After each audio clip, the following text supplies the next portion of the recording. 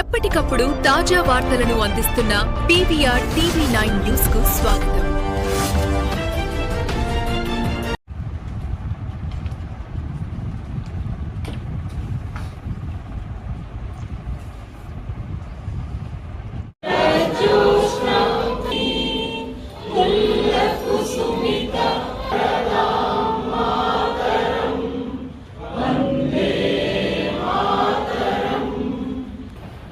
మరి ఈరోజు ఆ సేతు హిమాచలాన్ని ఆ గీతమే స్వాతంత్ర కాంక్షను రగిలించింది.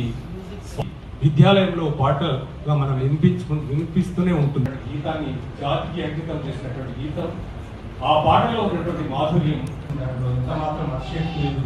ఇంత చక్కని కార్యక్రమంలో పాల్గొన్నటువంటి వాళ్ళందరికీ స్వాగతం తెలియజేస్తూ కార్యక్రమాన్ని ఉద్దేశించి మాట్లాడవలసిందిగా మన ప్రభుత్వ ఆదేశాల మేరకు భారీ ఎత్తున ప్రతి ఒక్క కార్యాలయాలలో అదేవిధంగా విద్యా సంస్థలలో కూడా ఈ యొక్క కార్యక్రమాన్ని నిర్వహించడం జరుగుతుంది.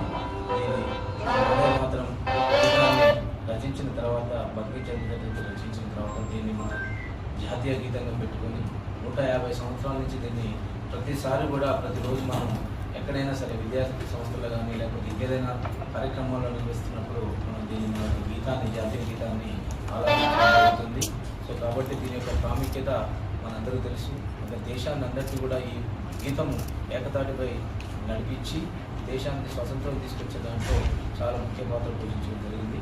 కావున మరి ఈరోజు ఇక్కడికి వచ్చేసిన అందరూ అధికారులందరికీ మరి సిబ్బంది కానీ మిగతా వాళ్ళందరూ కూడా నా యొక్క నమస్కారాలు తెలియజేస్తూ ఈ యొక్క గీతాలాపన చేసినందుకు అంటే దేశము గర్వపడే విధంగా దీన్ని నిర్వహించడం జరుగుతుంది.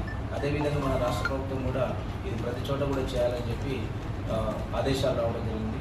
అందులో భాగంగానే మనం ఈరోజు ఈ కార్యక్రమాన్ని 150 సంవత్సరాలు పూర్తి